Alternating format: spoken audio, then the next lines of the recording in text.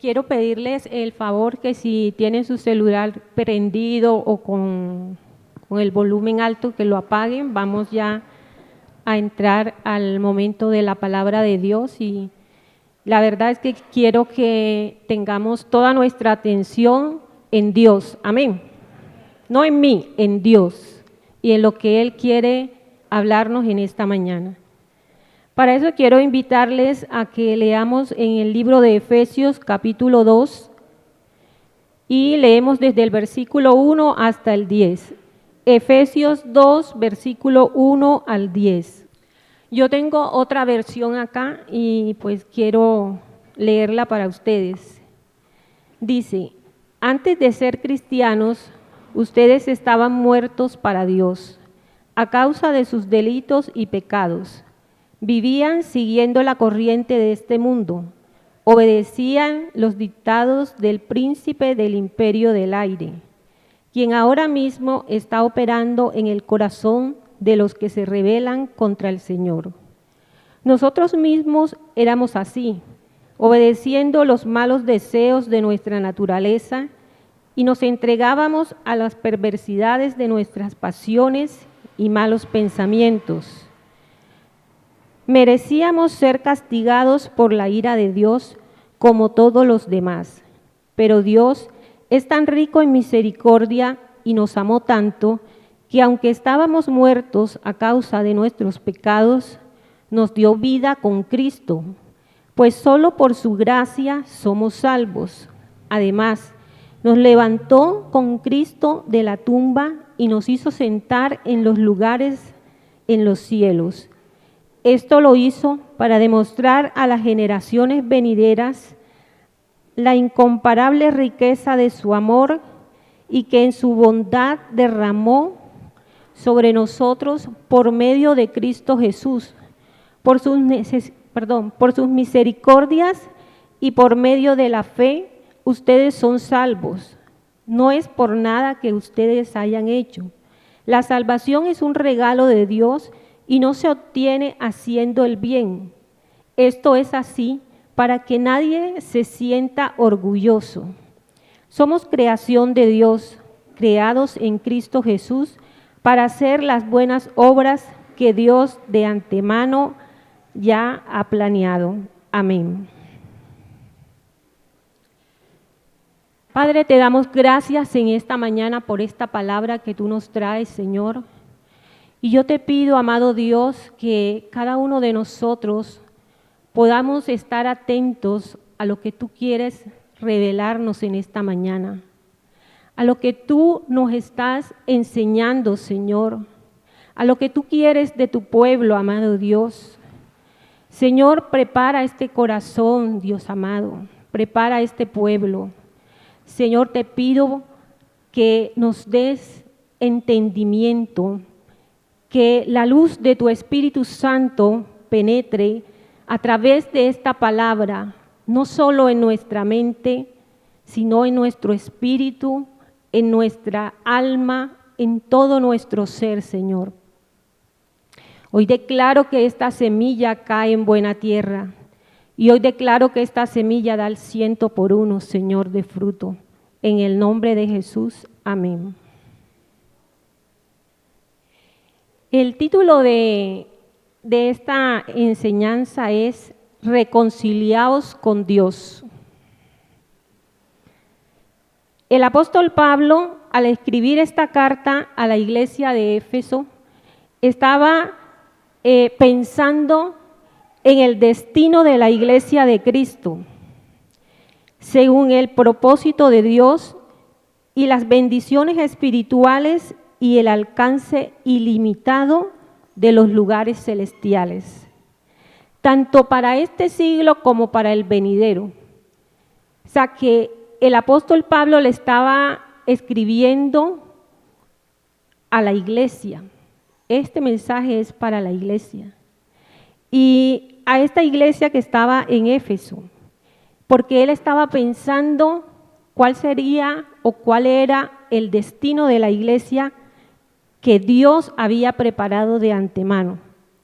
Si vemos en Efesios 2, versículo 13, dice: Pero ahora, por estar unidos a Cristo Jesús, a ustedes que antes andaban lejos, Dios los ha acercado gracias a la muerte de Cristo.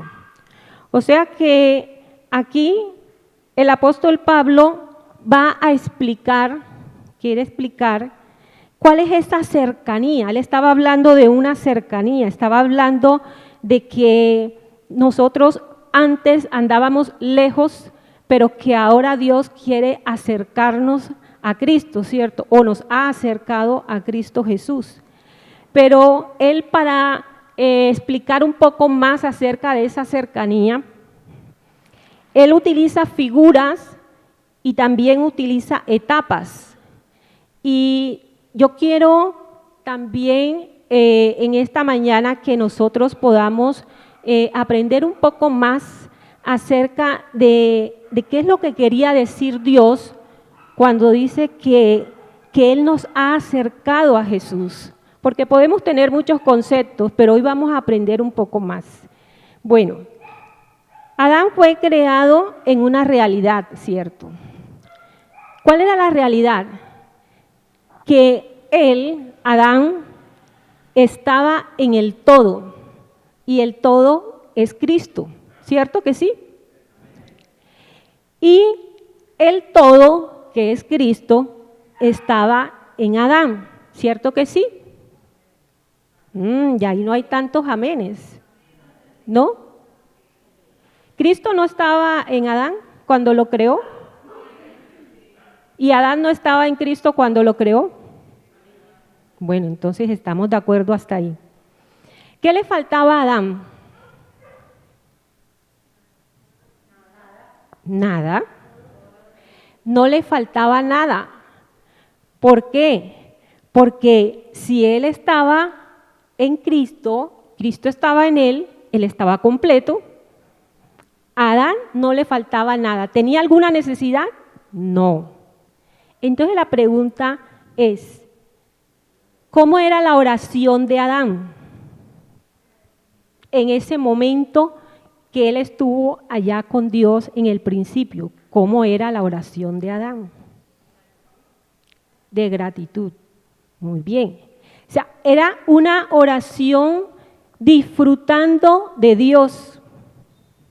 Era una oración desde la eternidad. Él no estaba preocupado de la muerte porque no la conocía.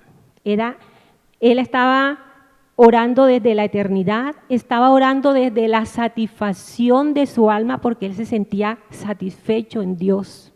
Amén. Él estaba orando desde la comunión con Dios, o sea que él contemplaba a Dios en su oración, era para contemplar a Dios, para contemplar esa relación, porque él estaba en la gloria de Dios. Amén. Entonces vamos a partir de ese punto. Cuando Dios crea al hombre, lo pone para disfrutar de su gloria. La gloria de Dios estaba en Adán. ¿Por qué? Porque Dios estaba en Adán. Entonces, pasa que un día el pecado destituyó a Adán de la gloria de Dios. El pecado destituyó al hombre de la gloria de Dios. Dice la palabra, por cuanto todos fueron destituidos de la gloria de Dios. Entonces todos fuimos destituidos de la gloria de Dios.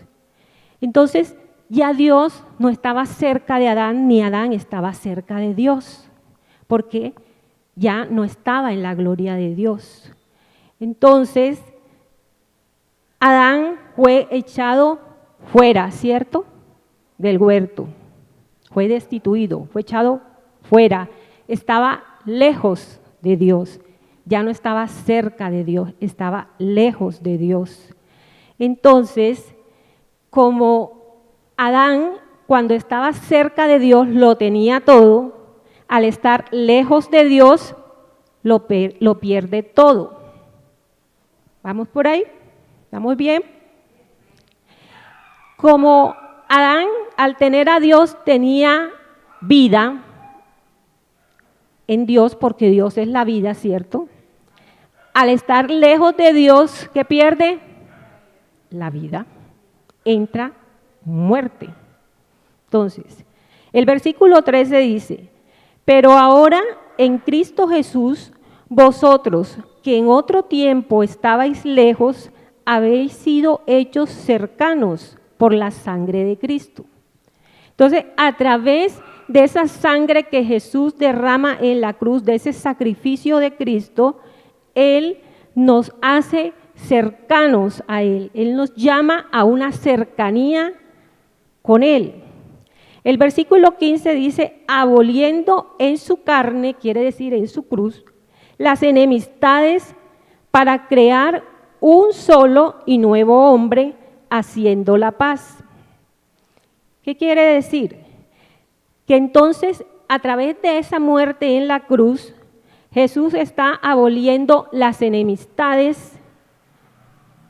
¿Qué son las enemistades? ¿Qué hacen las enemistades? Las enemistades alejan, separan, dividen, ¿cierto? Y de ahí para adelante vienen otra cantidad de cosas en las enemistades. Entonces, usted no puede andar con un enemigo, ¿cierto que no? Usted no conversa con un enemigo, usted no tiene comunión con un enemigo. Entonces, Jesús vino a abolir esas enemistades. ¿Para qué? Para hacer la paz. Entonces, cuando uno le dice a alguien, vaya y haga la paz con su hermanito, que usted estaba peleando por el juguete, vaya y haga la paz. ¿Qué quiere decir eso? Vaya, reconcíliese, ¿cierto? Eso fue lo que vino a hacer Jesús. Él vino a reconciliarnos con Él. Amén. A través de ese sacrificio en la cruz. Dice el versículo 16, y mediante su cruz reconciliar con Dios a ambos en un solo cuerpo, matando en ella las enemistades. O sea que nosotros nos reconciliamos con Dios a través de Jesús. Ahora, ¿cómo ve Dios la iglesia? ¿Cómo la ve? Dice la palabra que Dios ve la iglesia como a un solo y nuevo hombre. Un solo y nuevo hombre. Primero vamos a hablar acerca de un solo. O sea, que Dios no nos ve a nosotros como individuos. Él nos ve como un solo hombre. ¿Cómo así que un solo hombre? Como uno solo, porque Él nos está viendo a través de Cristo. Cuando Dios nos mira a su iglesia, mejor dicho, nosotros somos el cuerpo de Cristo, ¿cierto? Cuando usted ve, por ejemplo, a Vianis, ¿usted nada más le ve la cabeza a Vianis? La ve completa, ¿cierto? Ve un solo paquete, digámoslo así. Entonces, un solo cuerpo. Entonces, así es Dios. Cuando Él ve la iglesia, ve Cristo la cabeza y la iglesia el cuerpo. Ve un solo hombre. Eso es lo que ve Dios cuando nos ve a nosotros. Ahora, ¿cómo nos vemos nosotros? ¿Cómo nos vemos nosotros? No nos vemos como nos ve Cristo, ¿cierto? Nosotros nos vemos, cada uno se ve a sí mismo y cada uno ve al otro según su perspectiva, ¿cierto? Así nos vemos. ¿Y cómo nos vemos como iglesia? ¿También nos vemos como uno solo? Seamos sinceros, no nos vemos igual. ¿Por qué? Porque todavía creo que hay enemistades, porque todavía creo que hay divisiones, porque todavía hay rencores, hay pleitos, hay contiendas, porque hay celos, porque hay envidia, porque hay comparaciones, porque hay críticas, murmuraciones, etcétera, etcétera, etcétera. Y eso no fue lo que Dios vino a abolir en la cruz del Calvario, cuando dijo que nos acercáramos a Él. Entonces, partamos del hecho de que nosotros no nos estamos viendo como Cristo nos está viendo. Ahí vamos bien, ¿cierto? Sí, vamos bien. Yo pensé que me iban a decir, vamos mal, pastora. ¿O es que eso está bien? Estamos entendiendo bien que estamos mal. Buena por esa. Eso está muy bien. Bueno, sigamos. Segunda de Corintios, capítulo 5, versículos 17 al 20. Por lo tanto, si alguien está unido a Cristo, es una nueva creación. Lo viejo ha quedado atrás y lo nuevo ha llegado. Y todo proviene de Dios, quien nos reconcilió consigo por lo que Jesucristo hizo, y Dios nos ha otorgado la tarea, en otras versiones dice el ministerio, de la reconciliación. ¿Cuál es la tarea que Dios nos dejó? Reconciliarnos. ¿Cómo va esa tarea? Bueno, no me conteste. Dicho en otras palabras, en Cristo, Dios estaba reconciliando al mundo con Él, no tomándole en cuenta sus pecados y entregándonos a nosotros este mensaje de la reconciliación. Somos embajadores de Cristo. Dios les habla a ustedes por medio de nosotros y les dice: en el nombre de Jesucristo, reconcíliese con Cristo. Amén.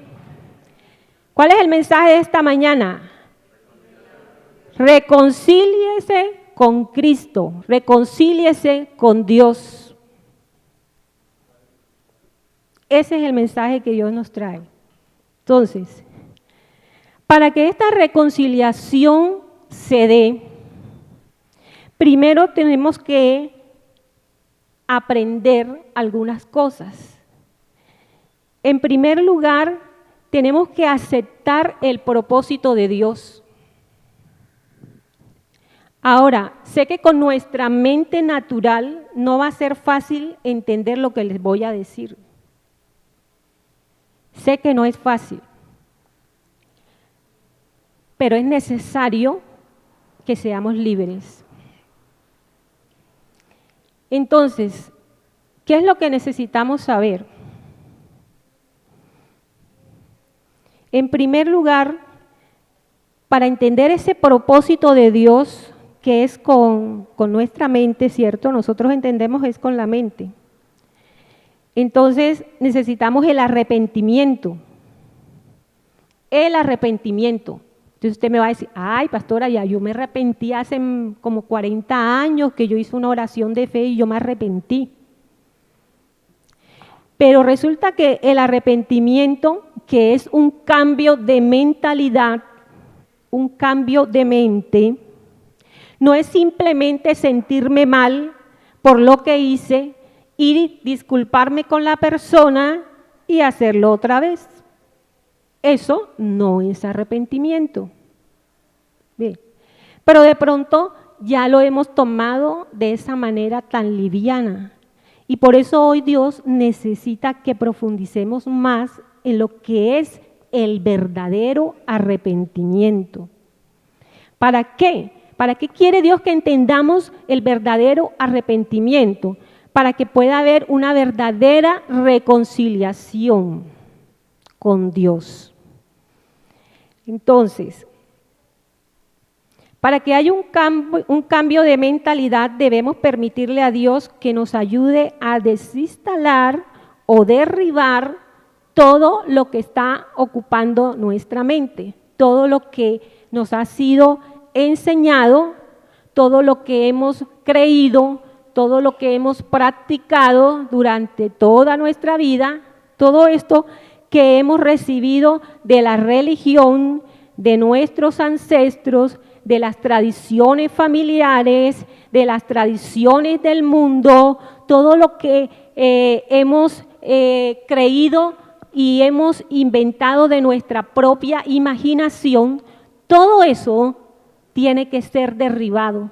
Todo eso tiene que ser abolido, tiene que ser quitado, tiene que ser desarraigado de nuestra mente para que entonces podamos entender verdaderamente y que haya un cambio de mentalidad.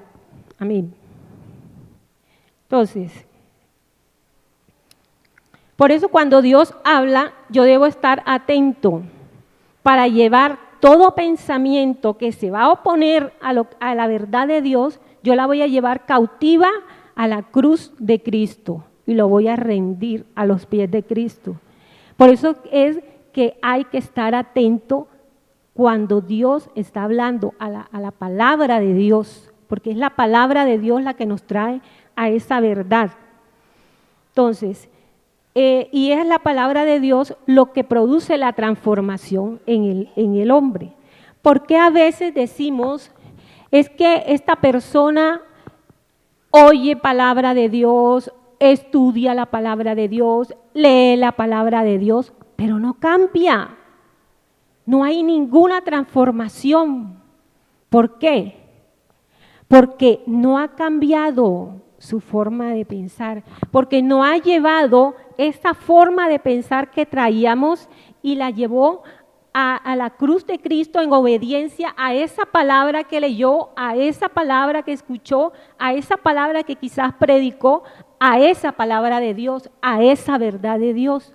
No lo hacemos, solo nos quedamos en que qué linda la palabra, me gustó la palabra, sentí algo de la palabra y me sé la palabra de memoria, si quiere le digo 20 versículos. No. Tiene que haber una transformación de nuestra forma de pensar para que nosotros podamos ser transformados en nuestra forma de vivir. Eso se llama el nuevo sistema de creencias basado en la palabra de Dios. La palabra de Dios es la única que puede derribar los paradigmas, los temores, los conceptos, las opiniones y todas esas estructuras mentales que traemos desde pequeños, que nos fue colocada desde pequeños hasta que nos venimos y nos enfrentamos a las verdades de Dios. Ahora, hablando nuevamente del propósito de Dios,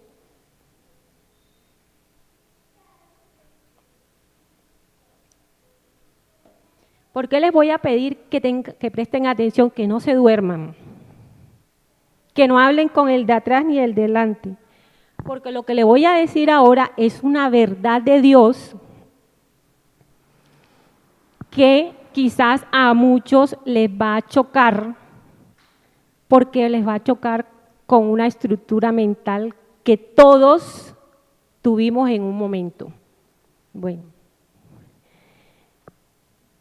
Dios tiene un propósito, usted lo sabe, ¿cierto? Amén. Y Él nos incluyó en ese propósito. Amén. Ahora, ¿a usted le han dicho o usted mismo le ha dicho a alguien, Dios tiene un propósito contigo, Dios tiene un propósito especial contigo? Cuando Dios te creó, Él pensó y dijo, voy a crearte y te voy a dar un propósito. ¿Ustedes le han dicho eso? ¿Lo ha dicho? Yo lo he dicho. Por eso le digo que Dios nos derriba a nosotros argumentos y cosas. Claro que lo he dicho. Pero Dios me confrontó con la palabra y me derribó ese y muchos más. Entonces, el propósito, Dios tiene un solo propósito. Y el propósito de Dios es su gloria. Ese es el propósito de Dios. No hay otro propósito. Y déjeme decirle que cuando Dios crea a Adán no fue creado para que Dios le diera El propósito de Dios no era crear a Adán para hacer feliz a Adán, para consentir a Adán, para darle todos los juguetes a Adán. Ese no fue el propósito de Dios cuando creó a Adán. Dios dijo, yo tengo un propósito y yo quiero ser glorificado. Y voy a crear al hombre para que el hombre me conozca, para que el hombre vea mi gloria y para que el hombre me glorifique a través de su vida.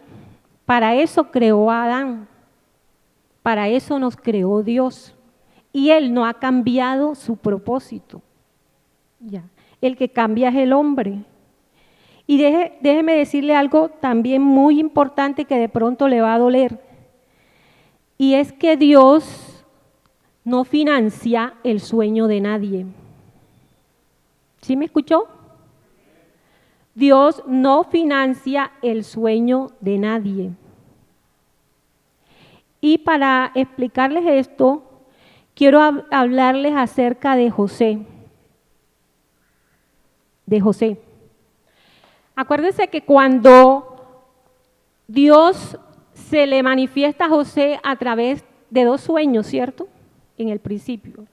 El primer sueño tenía que ver con sus hermanos, que las espigas, ellos eran 2 hermanos, y las 11 espigas se inclinaban hacia una que era José.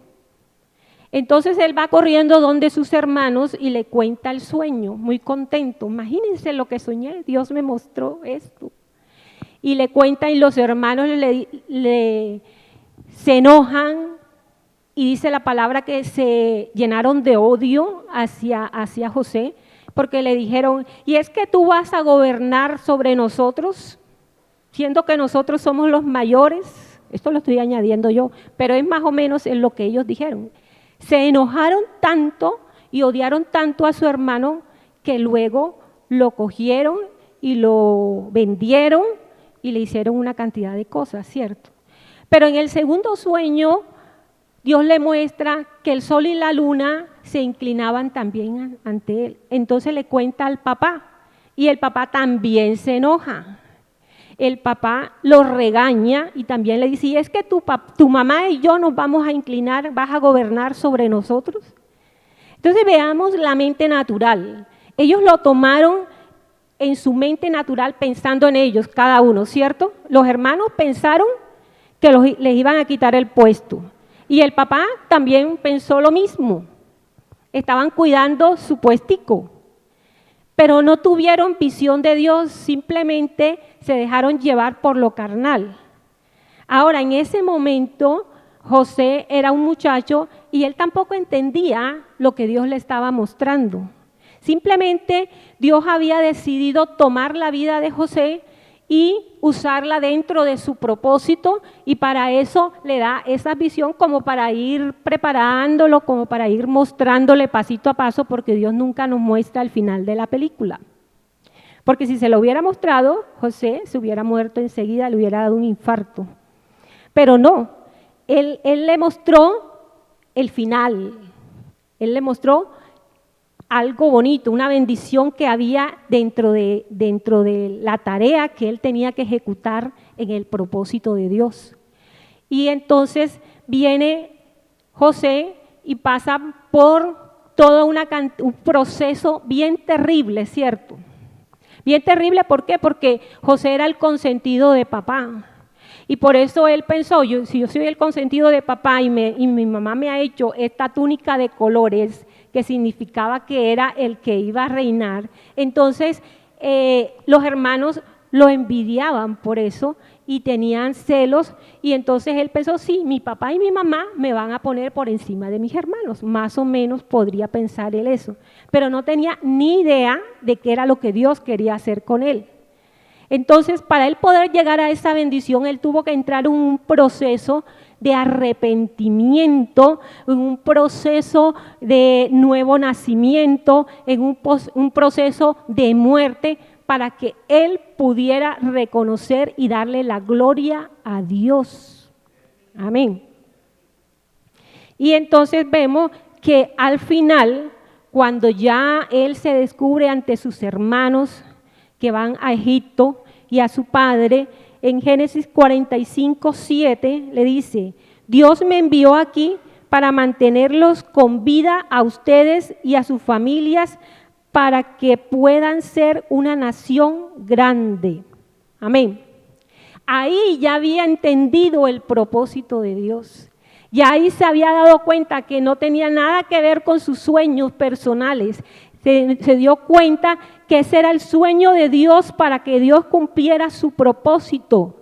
Y que el propósito no era con él, sino era con todo el pueblo de Israel, porque él tenía un propósito con el pueblo de Israel y necesitaba que en ese tiempo de escasez y de hambre alguien alimentara a ese pueblo, y por eso prepara este instrumento que se llama José, lo lleva a Egipto a través de sus hermanos y lo posesiona en el tiempo de Dios, lo saca de la cárcel y lo pone como segundo en el reino para que él pudiera guardar el pueblo de Dios. Amén. Pero ahí no terminaba el propósito de Dios. Muere José y el propósito de Dios continuó a través de Moisés. Y cuando el pueblo queda en Egipto y ya muere ese faraón y se coloca otro, ese comienza a esclavizar al pueblo de Dios. Y es allí cuando aparece Moisés. Dios levanta a otro instrumento y llama a Moisés y empieza a preparar a Moisés. Moisés también era tremendito, ¿cierto?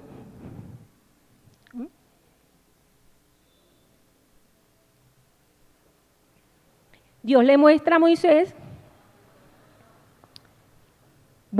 a través de ti voy a liberar a mi pueblo. Uy, Moisés se la creyó, que él era el máximo. Y dijo: listo, voy a empezar matando a este egipcio, porque Dios me llamó a liberar a mi pueblo y voy a luchar por mi pueblo, a luchar por la justicia. Y salió en sus fuerzas a hacerlo, y Dios le dice: no, espérate ahí, mijito, todavía no he empezado el proceso contigo. Primero te vas al desierto, primero tienes que arrepentirte, primero tienes que nacer de nuevo, primero tienes que morir, y luego cuando ya tú no quieras nada, cuando ya no te importe nada, cuando ya hayas muerto a todos tus deseos y tus anhelos y tu orgullo y todo, entonces es cuando yo te voy a usar. Y coge y levanta a Moisés, lo lleva a Egipto y ya ustedes conocen la historia, que abrió el Mar Rojo, que pasaron, que fueron salvos, ¿cierto? Pero lo interesante de eso es que en Éxodo 14:4, colóqueme Éxodo 14:4,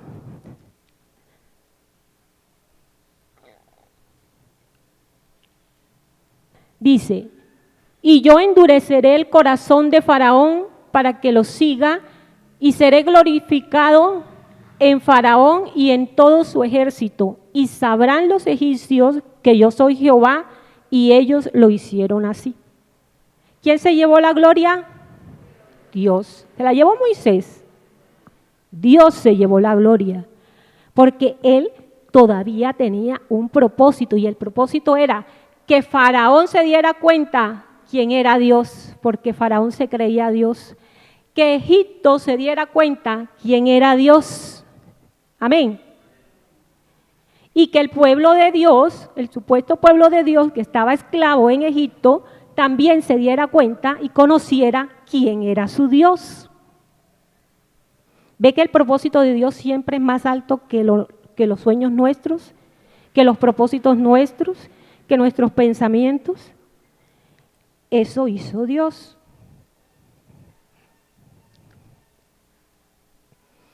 ¿Qué pasa hoy en día? Dios nos sacó supuestamente de Egipto, ¿no? Salimos del mundo, ¿cierto? Para darle la gloria a Dios y para que todo el mundo conozca a Cristo a través de nosotros. Ese es el propósito de Dios. Ese es tu propósito, hermano, si no lo sabías, si estabas orando, ayunando y preguntándole a Dios, Señor, ¿cuál es mi propósito? ¿Reinaré aquí, Señor? ¿Reinaré acá, Señor? No. El propósito suyo y el propósito mío es que a través de nuestra vida glorifiquemos a Dios de tal forma que demos a conocer al mundo quién es nuestro Dios. Ese es el propósito. Pero nos hemos creído que nosotros somos el centro de atención de Dios, que nosotros somos los importantes y que Dios está aquí es para que todo lo que yo le pida, Él me lo dé. Eso es lo que creemos nosotros. Que es que Dios no quiere que yo sufra, entonces si yo sufro, no, yo no puedo sufrir porque yo soy la hija de Dios. ¿Quién dijo eso? Lea bien la Biblia. Eso no está ahí. Todo lo contrario. Es todo lo contrario. Entonces, el humanismo se ha metido tanto en la iglesia que hoy en día se predica es para el hombre, según las necesidades del hombre, se ora por las necesidades del hombre y qué del propósito de Dios y qué de lo que Dios necesita que nosotros hagamos. Entonces hemos tirado la toalla en cuanto al propósito de Dios porque estamos ocupados en nuestro propósito. Estamos preocupados en nuestra torre de Babel, en nuestra casa en el aire. ¿Sabe, hermano?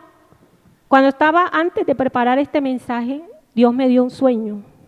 Yo le estaba orando, Señor, que quería que predicara. Yo no voy a decir nombres, pero Dios me dio un sueño en que yo llegué a una casa. Nos llamaron, al pastor y a mí nos llamaron para que fuéramos a ayudar porque una casa se estaba inundando, que en los cimientos se había roto un tubo, supongo que era el tubo madre porque era mucha agua, y ya la casa iba como por la mitad de agua, se estaba inundando. Y los que vivían allí, que era una familia cristiana, ellos no podían encontrar el daño y estaban desesperados y por eso nos llamaron. Y resulta que cuando nosotros fuimos, nos costó mucho trabajo entrar a esa casa porque esa casa estaba en el aire, no estaba en el cielo, estaba en el aire.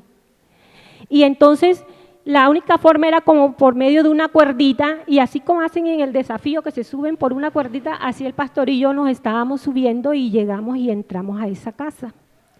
Cuando entramos a esa casa, el pastor se quedó analizando y orándole a Dios que demostrara por dónde era que estaba la fuga.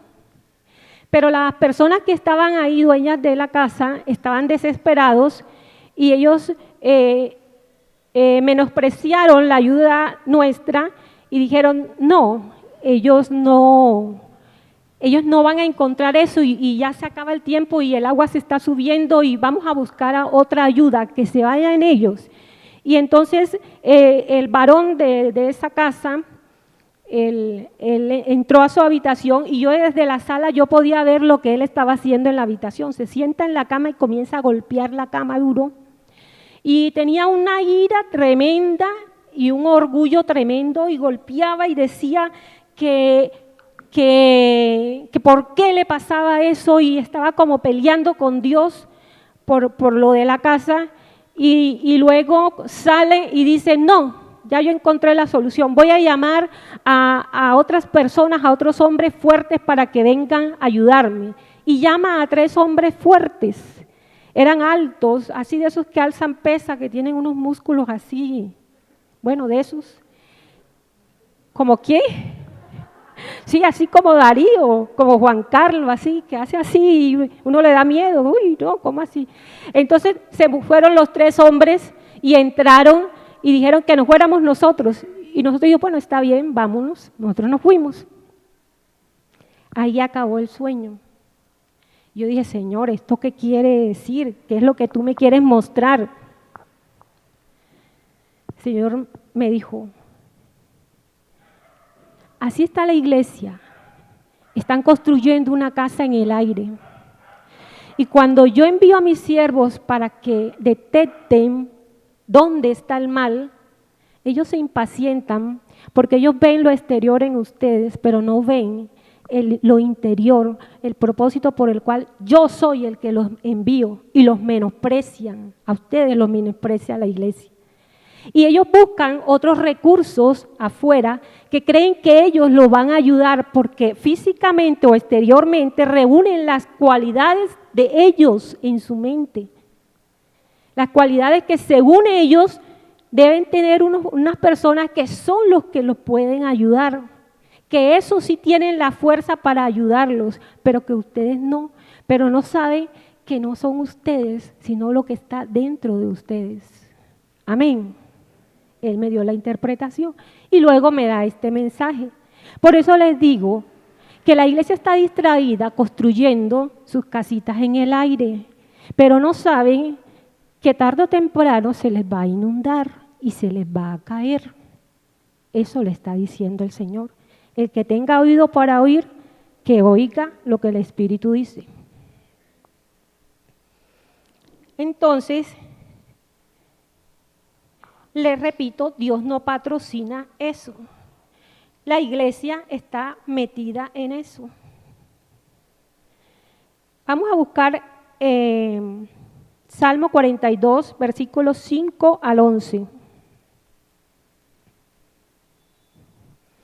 ¿Usted sabe que los pensamientos se vuelven fortalezas?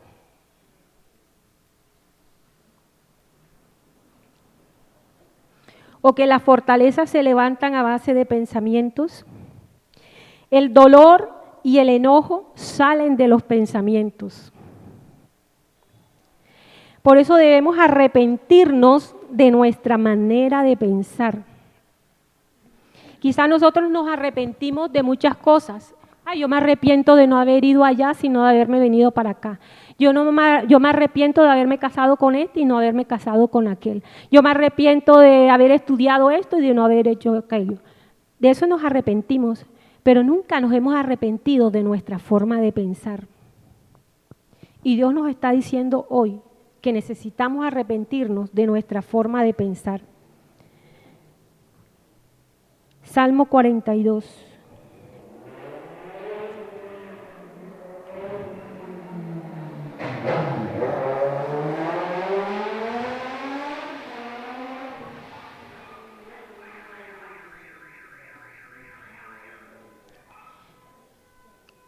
Del 5 al 11.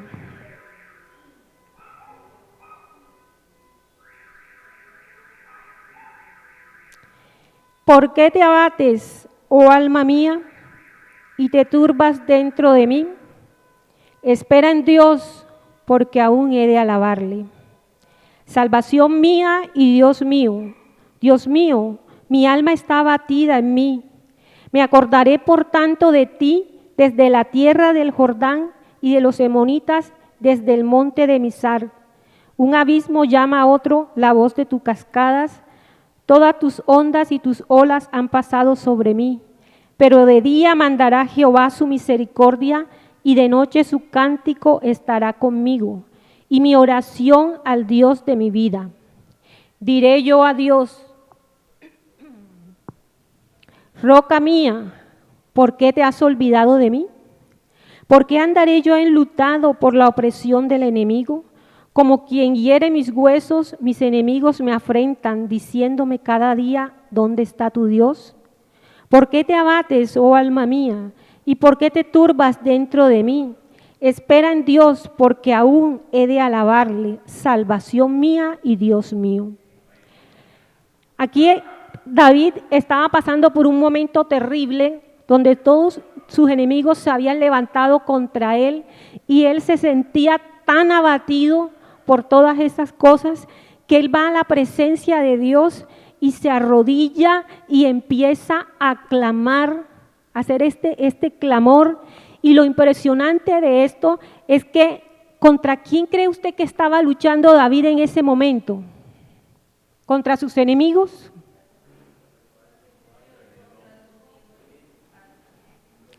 ¿Con su alma? con su mente. Por eso dice, ¿por qué te abates? Le estaba hablando a su alma. ¿Por qué te abates, oh alma mía? ¿Usted alguna vez se ha hablado a sí mismo en oración? Yo sí. Cuando siento que los dardazos del enemigo empiezan a llegar, yo enseguida me encierro y comienzo a hablar en voz alta. Mente, te aquietas. Ya me di cuenta que no soy yo. No me vas a hacer creer que esos pensamientos son míos. Satanás, ya yo sé que eres tú. Así que no te voy a hacer caso. Y comienzo a declarar palabra, y eso era lo que estaba haciendo aquí David. ¿Por qué te abates, alma mía? Espera en Dios, porque le voy a alabar, porque le voy a glorificar, porque Él es mi salvación, Él es mi roca. Amén. Yo no estoy fundada en cualquier cosa, estoy parada en la roca, así que me vas a obedecer y te vas a someter. Amén. Así le habló David a su alma. Y entonces le dice en el 8, pero de día me mandará Jehová su misericordia. Él estaba hablando en fe, dice. Y de noche cantaré. O sea, en el día estaba hablando y declarando en fe. Y en la noche empezó a cantar y a alabar a Dios. Y dice, y mi oración al Dios de mi vida, al Dios de mi amor, al Dios precioso, a mi Dios maravilloso, el que nunca me ha dejado, el que nunca me ha abandonado. Y él empezó a recordar todo lo que Dios había hecho. Me acuerdo, Señor, cuando íbamos a tal parte, Señor, tú ibas delante de mí, tú derrotaste a esos enemigos. Me acuerdo cuando Saúl me persiguió en la cueva, Señor, oh Dios mío, tú me diste la oportunidad de que yo fuera allá. Oh Señor, me acuerdo cuando hacíamos esto, cuando venía el león, cuando venía esto. Tú siempre estuviste conmigo, siempre me diste la victoria. Yo me acuerdo de todas tus bendiciones, yo me acuerdo de todas las veces que tú me has levantado, Señor, de todo cuando yo estaba pasando hambre, como tú diste esa provisión. Yo me acuerdo, Dios, cuando yo estaba enferma y pensé que me iba a morir, tú me sanaste, Dios. Yo me acuerdo, Señor, de lo que hiciste en aquella época, en esta, en la otra y en la otra. Por eso, Dios, yo creo que hoy, Señor, tú me levantas. Oh, antes de que amanezca el día, Señor, yo veré esa respuesta, porque yo conozco quién es mi Dios. Así que, alma mía, no te abatas, alma mía. Amén. Así es que se le habla a la mente. Así se somete la mente. Y así es que Dios gobierna nuestra vida. ¿Cómo gobierna Dios? Nuestra mente. Someta su pensamiento. No se deje más. Jeremías 31, 34.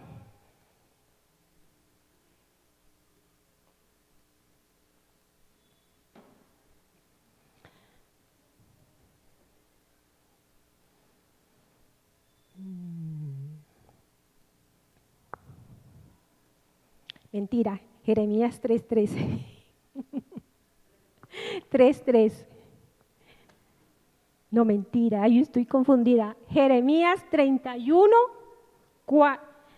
Fuera 31:4 el que pusieron ahorita.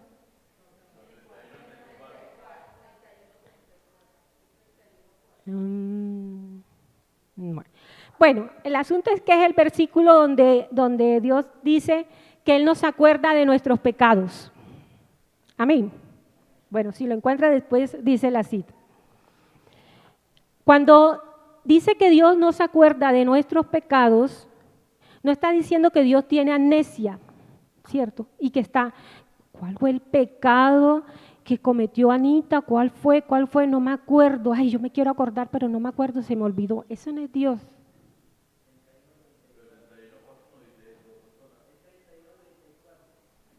¿31, 34? Ah, bueno.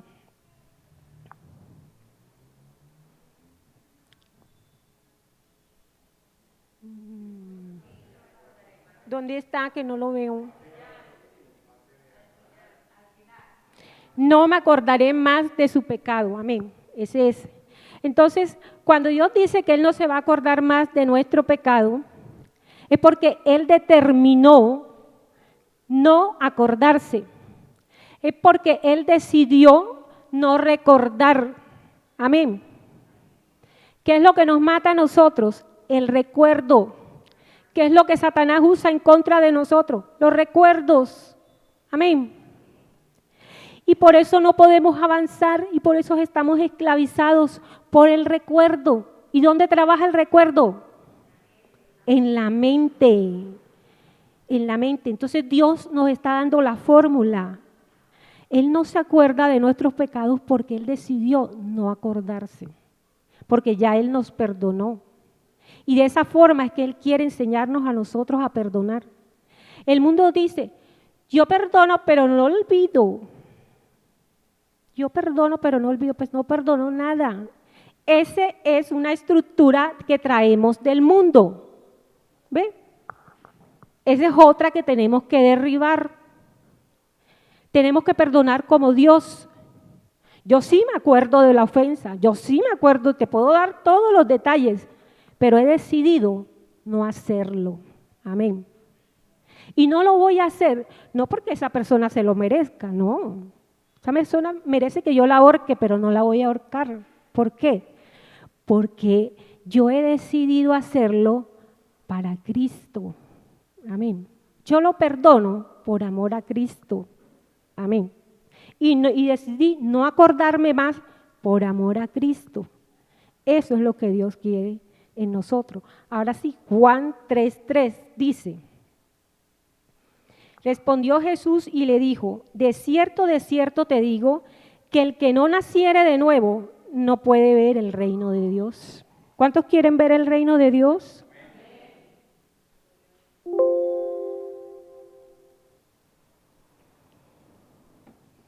¿Usted no ha visto el reino de Dios? Yo dije, ¿cuántos quieren ver el reino de Dios? Y me dijeron amén. Y ahora les digo, ¿cuántos han visto el reino de Dios y se quedan callados? Eso está como raro. Esa es otra estructura que va a caer ahora. Cuando Jesús vino, ¿qué dijo Juan? He ahí el reino de Dios. ¿Cuándo se acercó al reino de Dios? Cuando Cristo vino. Entonces ya el reino de Dios está aquí. Cristo está en usted. Entonces, ¿dónde está el reino de Dios? ¿Y por qué estamos esperando el reino de Dios? ¿Ya cayó? Bueno. Entonces, para reconciliarme con Dios, lo segundo que debo hacer es nacer de nuevo. Ya vimos que arrepentirse no es algo tan liviano, ¿cierto? Y si arrepentirse no es tan liviano, nacer de nuevo tampoco. Un recién nacido no tiene registro de su vida anterior, ¿cierto? Un bebé que acaba de nacer hace una hora tiene un pasado horrible. Está un papelito en blanco, ¿cierto? Eso es nacer de nuevo. Eso es nacer de nuevo. ¿Cómo una persona que nació de nuevo puede seguir atado al pecado? ¿Cómo?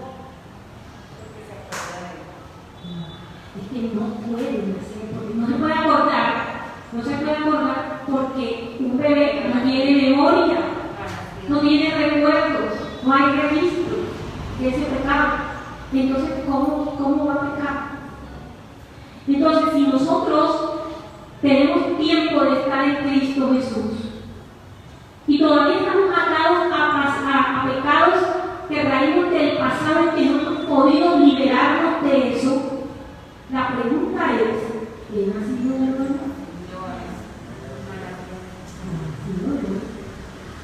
Ahora, ¿por qué tenemos que decir? Porque nos han enseñado que el nacer de nuevo es un concepto. Que el nacer de nuevo es que una persona haga una oración, Señor, yo nazco de nuevo y yo te recibo y ya. nací de nuevo. Que el nacer de nuevo es porque estoy yendo a una iglesia o porque leo la Biblia todas las mañanas, ya nací de nuevo. No. Eso no es nacer de nuevo. Nacer de nuevo es una condición. Nacer de nuevo es un estado del ser humano.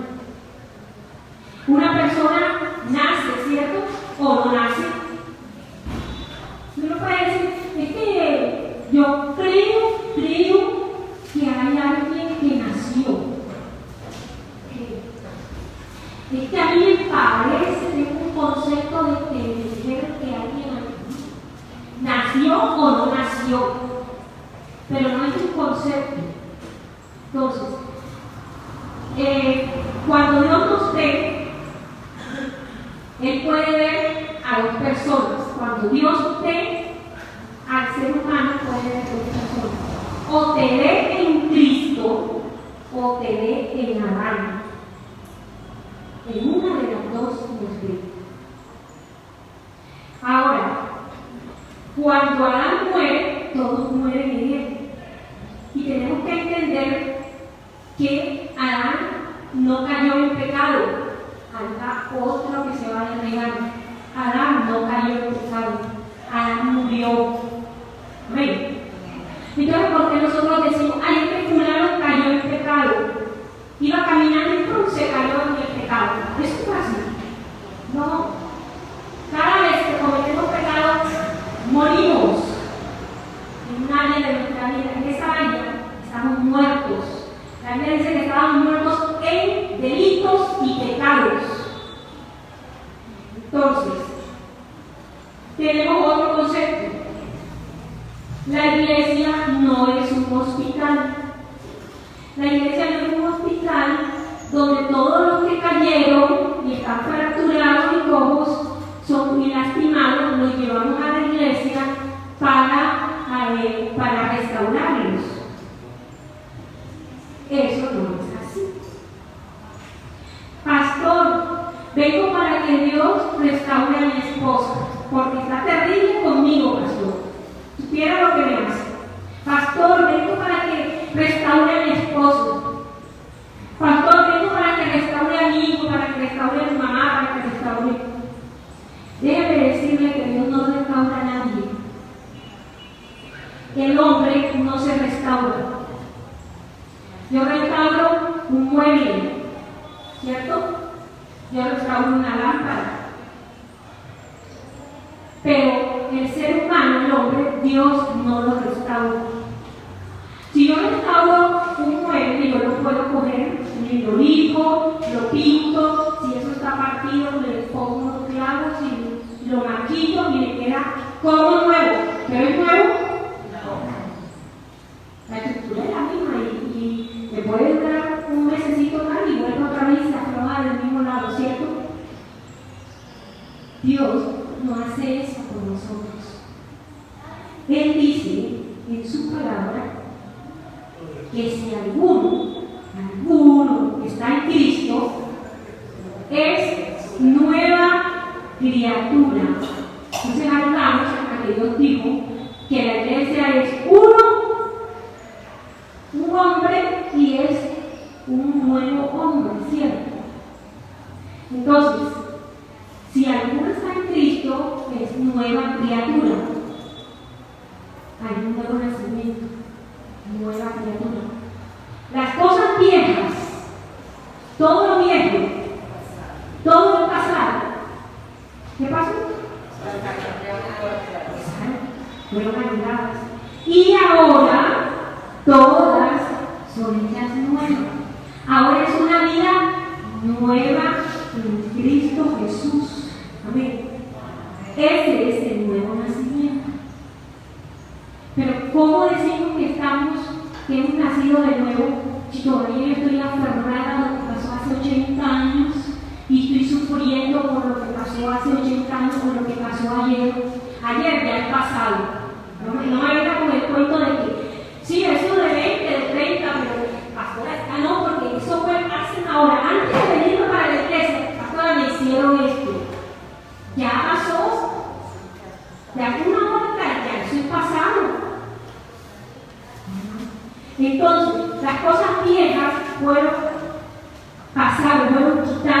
todas son hechas nuevas. El Evangelio y la iglesia no es un hospital para acomodar huesos rotos, para estar poniendo vendas ni nada de esas cosas. La iglesia opera resucitando gente muerta. Amén. A causa del pecado están muertos y vienen a Cristo para ser resucitados con el mismo poder que Jesucristo resucitó de los muertos. Amén. Es el poder del Espíritu Santo. Entonces, no venga para que le reparen nada. Venga dispuesto a morir y nacer de nuevo. Amén.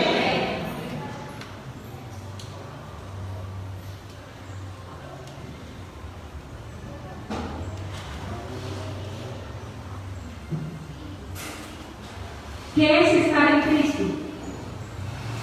Estar en Cristo tiene que ver con muchas cosas. Primero, ya dijimos derribar conceptos erróneos, como algunos que hemos derribado hoy. Pero hay muchos. Hay muchos, como por ejemplo cuando decimos voy a entrar a la presencia de Dios. A la presencia de Dios no se entra y se sale.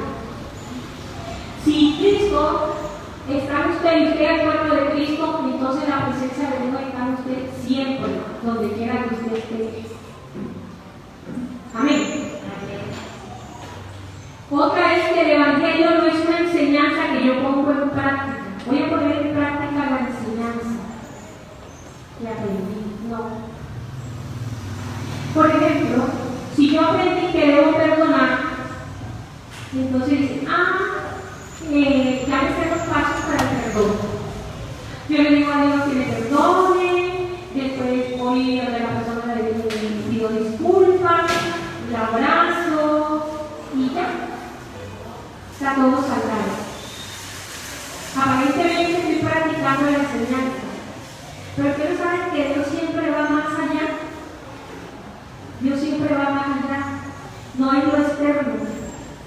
No es te pido disculpas porque ayer llegué tarde.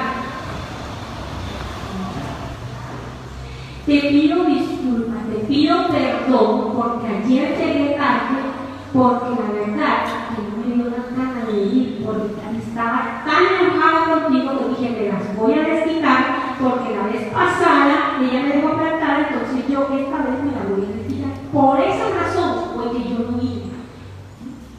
Si hay diferencia, es ir al fondo. No es un perdón por encimita. Busquen en el corazón cuál fue la causa, cuál es la motivación, qué es lo que lo motiva a usted a hacer eso, qué es lo que lo motiva tanto a enojarse siempre con la misma persona, qué es lo que lo motiva a que usted no soporta que esa persona le diga algo porque usted le dispara con 4 piedras en la mano. ¿Qué es? Vaya al fondo y deje de estar pidiendo perdón o disculpas todas las semanas con la misma cosa. Busque en su corazón, en la presencia de Dios. Si no sabe, dígale, Señor, como dijo David, examina, oh Dios, mi corazón y mira si hay perversidad en él. Y muestra al Señor qué es lo que hay allá adentro. Saca esa maldad que hay en mí, Señor, porque yo reconozco que en mí hay maldad, Señor. Y yo quiero ser libre de esa maldad porque tú no vas a estar, yo no puedo estar cerca de ti si realmente yo no he nacido de nuevo, si yo no me arrepiento de verdad y pido perdón de verdad. Ay, perdóname, yo no te hice nada, pero por si acaso perdóname si en algo te he ofendido. Perdóname lo que yo le voy a decir ahora, no seas hipócrita. Ahí sí le digo perdón, porque eso es ser hipócrita. ¿A quién va a engañar? ¿A Dios? ¿A la persona? ¿A usted mismo? Porque la otra persona sí sabe qué le hizo. Si no se acuerda, la otra persona sí sabe que de pronto no se lo quiera decir porque la otra persona sí está en Cristo y dijo, ya eso que le había pasado, de verdad. Bien. Entonces, no es que yo medio practico la enseñanza, no. Es que de verdad yo quiero que esa enseñanza entre en mi interior y me haga libre. Amén.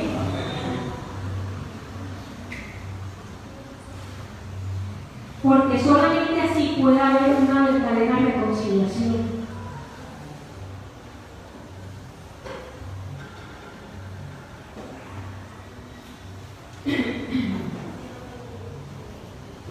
Ahora, para reconciliarme, necesito morir. Duro, ¿cierto? Marcos 8:35. Porque todo el que quiera salvar su vida la perderá, y todo el que pierda su vida por causa de mí y del Evangelio la salvará. Perder la vida. ¿Qué es perder la vida por causa de Cristo? No es que usted diga, yo soy cristiano y viene alguien y lo mata. Ya tiene lo mata. Eso no es perder la vida por Cristo. A eso no se refiere. No se trata de que alguien le quite la vida a usted porque es cristiano. Perder la vida por Cristo es que yo entregue mi vida voluntariamente por amor a Cristo. Esa es la diferencia. Y el ejemplo lo tenemos en Cristo mismo. Dice en Juan 10, 17 y 18: por eso me ama el Padre, porque yo pongo mi vida. Y más adelante dice: y nadie me la quita, sino que yo la pongo. ¿Alguien le quitó la vida a Jesús? Ay, sí, claro que sí. El hombre que le enterró la lanza, el hombre que le puso los clavos. No. Él la puso por amor al Padre, la puso. Para cumplir el propósito del Padre, la puso. Pero nos enfocan que Cristo puso su vida por amor a nosotros. Ese es porque estamos en Cristo. Pero Él lo hizo por amor al Padre, para cumplir el propósito del Padre y para darle gloria al Padre, viniendo al mundo para mostrarnos a nosotros al Padre. Dice la Biblia que Jesús vino a mostrarnos al Padre. Y no solamente a mostrarnos al Padre, sino hacer el camino para volver al Padre. Amén. Porque Él es el camino, Él es la verdad y Él es la vida. Y nadie va al Padre sino por Él. Entonces, Él puso su vida voluntariamente. ¿Para qué? Para que con su muerte todos nosotros ahora tengamos vida. Amén. Si Él no muere, nosotros no podríamos vivir, no tendríamos vida. Entonces, ese es el ejemplo. Pero también en 2 Corintios 4, versículos 10 al 12,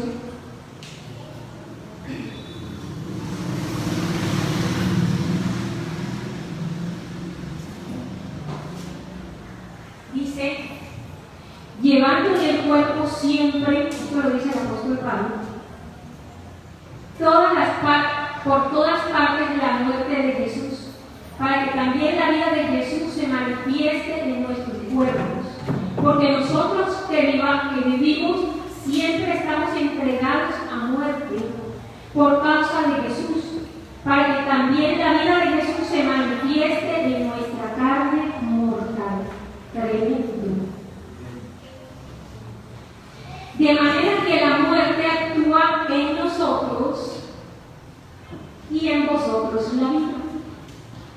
¿Qué quiere decir eso? Que cuando la muerte actúa en nosotros, cuando nosotros morimos, alguien va a cobrar vida. Amén. Cuando usted cede, alguien va a cobrar vida. Cuando usted perdona, alguien va a cobrar vida. Cuando usted muestra que Cristo está en usted, alguien va a cobrar vida. Amén. Pero cuando usted se aferra a vivir y no deja que Cristo viva en usted, ¿qué va a ministrar? Muerte. Entonces, ahí es donde donde funciona esto de que ya no vivo yo, más Cristo vive en mí. ¿Sí se ve que hay otros versículos que yo me aprendo de memoria y que yo los recito así en la oración? Ay, Señor, ya no vivo yo, gracias por toda la vida. Y el Señor diciendo, es necesario que me restaure. Necesitamos nacer de nuevo para que dejemos que Cristo viva en nosotros. Dejemos que Cristo, sus pensamientos estén en nuestra mente. Dejemos que su sentir, su hacer, su querer, sus sentimientos estén en nuestro corazón. Que su voluntad sea mi voluntad. Que yo quebrante mi voluntad, como quebrantó Jesús en el Getsemaní. Dijo, Señor, Padre, que no sea mi voluntad sino la tuya. Eso lo recitamos mucho, pero eso duele, hermano, eso cuesta, porque morir duele. Mucho duele morir. Y como el apóstol Pablo lo dijo, todos los días muero por causa de los que quiero que vivan. ¿Y cuántos han vivido y todavía seguimos teniendo vida a través de la vida del apóstol Pablo? Todos. Porque esa vida trasciende. Tengo que morir a mi pasado, tengo que morir a mi iniquidad. Si yo estoy en Cristo, ya ese pasado murió. Si yo estoy en Cristo, la iniquidad murió.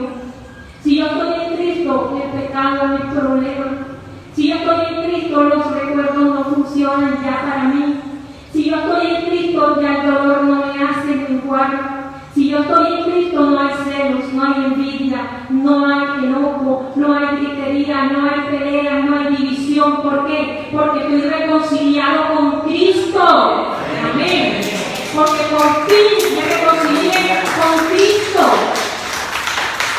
La pregunta de esta mañana es, ¿estás dispuesto a pagar el precio de perderlo todo para morir por Cristo? ¿Para dejar que Él viva en ti? Amén. ¿Estás dispuesto? Ponte de pie.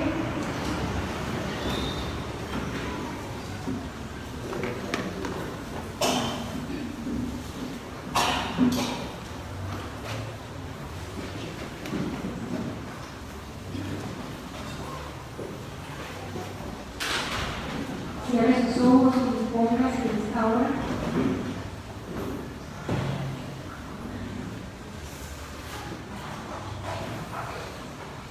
Padre, en esta mañana, Señor, queremos venir ante ti, reconociendo, Señor, que habíamos estado en mentira y en muerte. Que habíamos creído, Señor, que ya nos habíamos arrepentido. Y que habíamos creído que ya habíamos nacido de nuevo. Y también que ya nos habíamos reconciliado contigo, Señor. Pero no era así.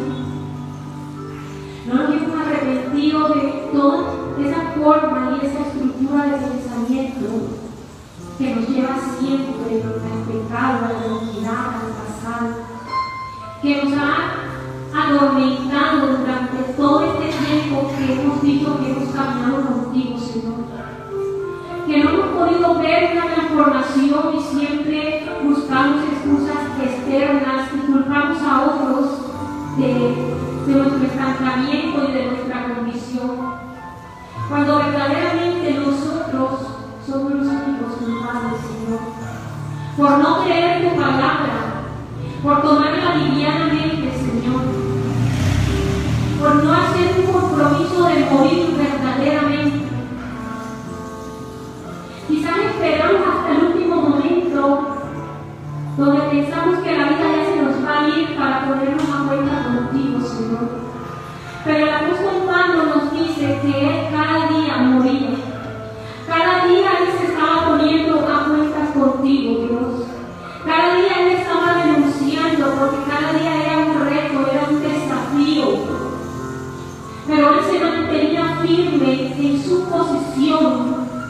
mi posición es en Cristo. No me mantengo en la posición de que yo tengo la razón. No me mantengo en la posición de que yo soy la víctima. No me mantengo en la posición de que estoy lastimado. Me mantengo en la posición en que Cristo me ve, en la posición en que Cristo me colocó. Estoy en lugares celestiales juntamente con Cristo Jesús. Estoy en un lugar de gobierno, donde empiezo gobernando mis pensamientos, donde empiezo gobernando mis sentimientos, mis emociones, donde someto todo, esa estructura mental se derriba cuando me enfrento a la verdad de tu palabra y llevo, Señor, cautivo todo pensamiento que se opone a esa verdad que tú me revelas, Dios, y creo en esa verdad y vivo en esa verdad y ando en esa verdad que es Cristo Jesús. Hoy te pido, Señor, por este pueblo que tú, amado Dios, nos has llamado, Señor, a un verdadero arrepentimiento, a un nuevo nacimiento, Señor, para que podamos reconciliarnos contigo, Señor, para que ya por fin nos rindamos y dejemos de vivir para nosotros y te dejemos vivir en nosotros, para que cumplas tu propósito, Señor, el propósito que tú tienes con esta tierra, con estas naciones, Señor. Oh Dios mío, para que tu iglesia comience a gobernar en sí mismo, en su casa, en su familia, Señor. Oh Espíritu Santo de Dios, yo te pido que ministres ahora cada corazón, cada mente, cada espíritu, cada alma, Dios. Oh Señor, que nos rindamos a ti, que hoy te pedimos perdón, Dios mío, porque habíamos andado lejos de ti, pero andamos en tu nombre, haciendo cosas en tu nombre, hablando en tu nombre, y tú no estabas por allí, Señor. Pero hoy vengo a ti, Dios, hoy me rindo a ti, Señor, porque no te quiero ver, porque solo los nacidos de nuevo te pueden ver, Señor, porque el que nace de nuevo ve el reino de Dios.